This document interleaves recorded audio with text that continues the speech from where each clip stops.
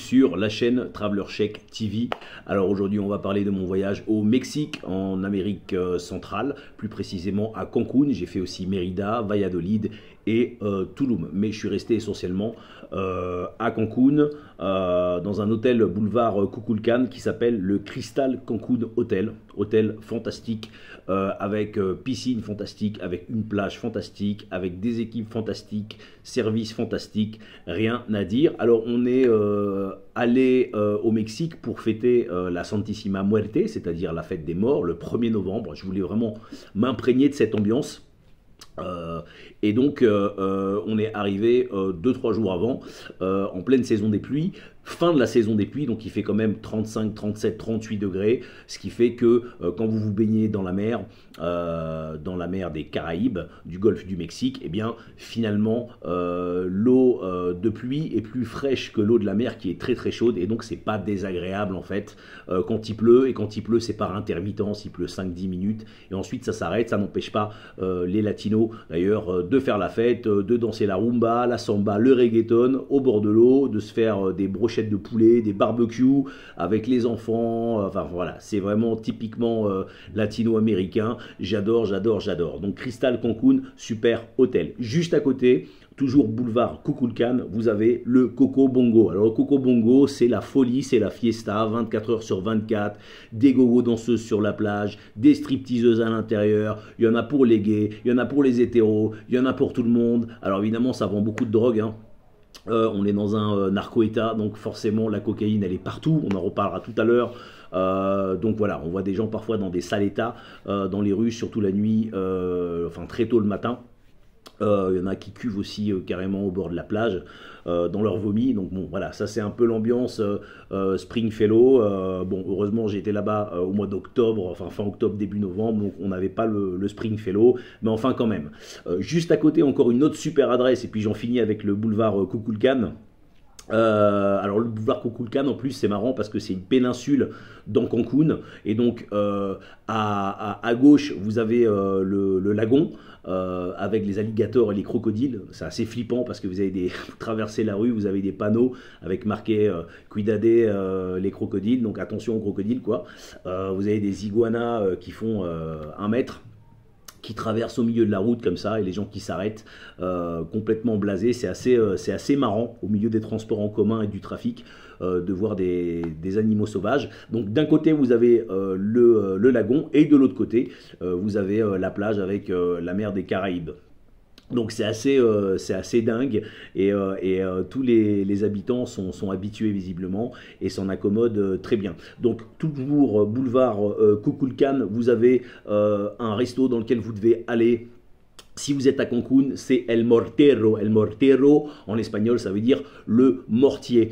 Et c'est un restaurant typiquement mexicain, dans une hacienda, avec des mariachis toute la soirée qui viennent privatiser votre table pour les anniversaires, pour votre bien-aimé, pour venir roucouler. C'est génial, c'est le Mexique, on adore ça. On avait vu ça dans les films avec El Chapo, et ben maintenant on l'a en vrai pour nous, et c'est super. Ensuite, très important, dès le 3e jour, on est parti à Chichen Itza, dans le Yucatan, pour voir les pyramides de Chichen Itza, ces fameuses pyramides aztèques qu'on voulait vraiment voir, Maya pardon, qu'on voulait vraiment voir, cette culture mésoaméricaine qui est vraiment passionnante, et ces pyramides qui sont là, avec encore cette peinture rouge qu'on peut voir par endroits, qui étaient des pyramides destinées à des sacrifices humains. Vous savez que moi j'ai été à Gizeh en Égypte, et donc je voulais voir ces pyramides. Pour moi c'était très important. Alors là c'est des pyramides dégradées, hein. C'est pas des pyramides à surface lisse comme à Gizeh. Alors je ne sais pas si on peut rentrer dedans d'ailleurs, je ne me suis pas trop posé la question, j'ai pas l'impression que ce soit accessible au public, alors qu'à Gizeh j'étais rentré dans la pyramide de Képhren. D'ailleurs c'est horrible, hein, je vous préviens, si vous allez en Égypte, il fait 50 degrés, on n'a pas d'air, on ne sait pas respirer, et en plus il n'y a pas d'oxygène. Donc c'est vrai que du coup, sans l'électricité, je ne sais pas comment les Égyptiens faisaient il y a 5000 ans, pour éclairer la pyramide, que ce soit pendant les travaux quand ils l'ont construite, ou après en fait pour les rituels funéraires, parce que si vous allumez une torche, elle s'éteint, il n'y a pas d'oxygène.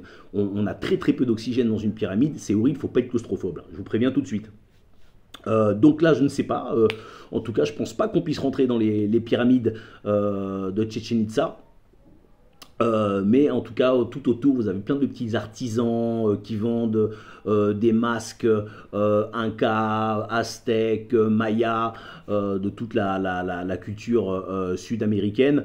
Alors les Incas, c'est plus vers la Colombie, hein, mais il y a quand même une forte présence de cette culture-là.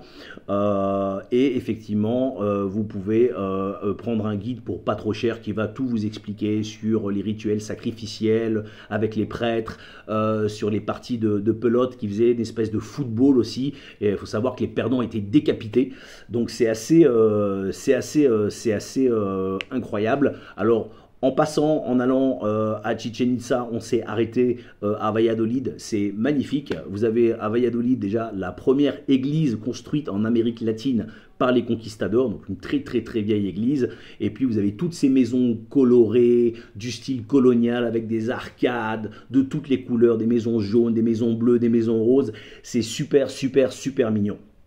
En revenant, n'oubliez pas d'aller dans un cénote. Alors un cénote, vous savez, c'est ces fameuses grottes, ces cavernes avec des rivières souterraines dans lesquelles vous pouvez plonger, vous éclater. Donc nous on est dans le cénote de Tchoukoum.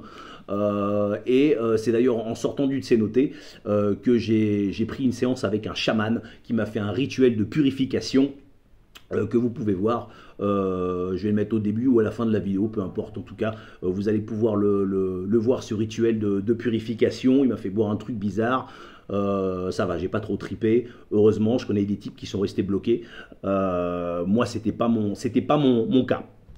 Alors ensuite, de retour à Cancun, on est parti à Tulum. À Tulum, j'aime moins à cause du trafic, à cause vraiment de l'abondance de touristes. C'est assez oppressant. Et finalement, c'est pas si beau que ça et c'est assez sale. Il y a des algues qui font qu'on ne peut pas trop profiter de la baignade. Même si en allant à Tulum, entre Cancun et Tulum, vous avez une plage magnifique qui s'appelle la Playa del Carmen, à qui je vous conseille d'y aller. Vous avez également une île fantastique et super belle qui s'appelle Isla Mujeres, dans laquelle il faut vraiment aller. C'est un paradis, c'est une île paradisiaque. Vous avez une traversée qui dure 15-20 minutes en bateau avec des types qui jouent des mariachis dans le bateau, de la musique pendant la traversée. C'est ouf, c'est super marrant. Et en arrivant, en plus, vous pouvez vous entraîner, faire votre muscu sur l'île. Vous avez des haltères en bois et vous pouvez vous entraîner. Et puis ensuite, à la fin de l'entraînement, allez vous baigner, plonger dans cette mer qui va vous rafraîchir au milieu des pélicans et des goélands. C'est un truc de fou. Vous avez des tortues aussi. Enfin bref, Isla Mujeres, c'est vraiment le truc à faire. Niveau culture, quand il pleut, nous on allait au musée. Donc on est allé au musée Maya de Cancun, qui retrace toute l'histoire de la préhistoire, du paléolithique, du néolithique, de l'Antiquité, en passant bien sûr sur l'histoire précolombienne, c'est-à-dire avant Christophe Colomb, puis ensuite l'histoire des tribus mésoaméricaines. On parle bien sûr des Aztèques, on parle des Mayas, ce qui concerne directement le Mexique, hein, puisque je vous rappelle que les Incas n'étaient pas vraiment sur le côté de l'actuel Yucatan et Quintoroa. En tout cas, musée très intéressant. Et puis en plus, vous avez un petit jardin botanique en sortant, avec des ruines aussi un peu qui datent de plusieurs siècles et qui sont très, très sympas, cette petite balade. Moi, j'ai beaucoup aimé. Alors, les points positifs du Mexique, c'est que c'est très festif. Évidemment, les gens y vont pour faire la fête, les gens y vont pour s'éclater. C'est quand même relativement, cette partie-là en tout cas, de Cancun, elle est sécure. Vous savez qu'il y a eu des enlèvements dans le Quintana Roo juste en sortant de Cancun par enfin c'est des enlèvements, c'était plus des agressions par des bandes de narcos qui ne voulaient pas qu'on aille sur leur territoire. Je crois que c'est le cartel du Golfe, del Golfo qui contrôle la zone. Donc voilà, il y a toujours ce problème de narcotrafic qui rend un peu la région un peu insécure. Mais globalement c'est quand même safe, les filles soirs peuvent se balader sans aucun problème, c'est très festif, c'est la fête, ça coûte pas cher, on mange bien, enfin c'est des tacos, c'est de la bouffe mexicaine, hein, donc c'est pas non plus super healthy.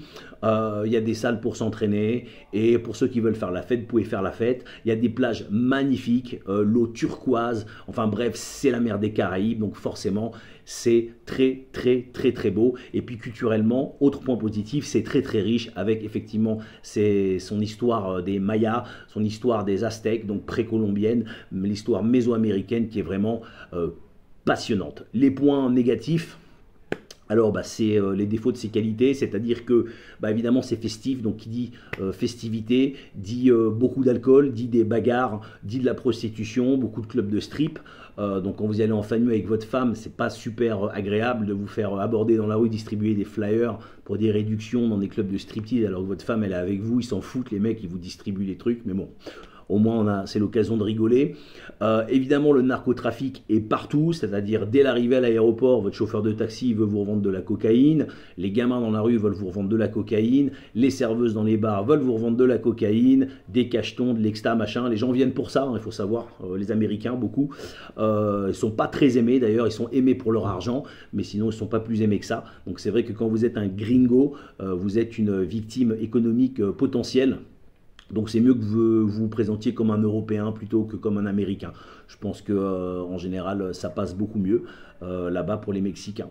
Donc je conseille vraiment d'aller au Mexique si vous voulez des vacances festives et si vous voulez des plages paradisiaques, des cocotiers, du sable blanc et de l'eau turquoise. Vous devez aller à Cancun, vous devez aller à Tulum, vous devez aller à Valladolid, Mérida aussi où on est passé qui était très très joli et puis bien sûr Chichen Itza. Vous likez, vous partagez, vous mettez un pouce, vous vous abonnez à la chaîne naturellement. Si vous voulez recevoir mon e-book à sa sortie prochainement, eh bien vous avez dans la description un email auquel il faut m'envoyer votre email, vous serez sur un listing et on vous préviendra dès la sortie du livre qui s'appelle 40 075 km mon tour du monde. C'est beaucoup plus prosaïque, on est beaucoup plus axé sur la culture, je vais beaucoup plus dans les détails que dans les vidéos. Sur ce, je vous remercie et je vous dis à très vite pour une prochaine vidéo et voyagez, voyagez, voyagez.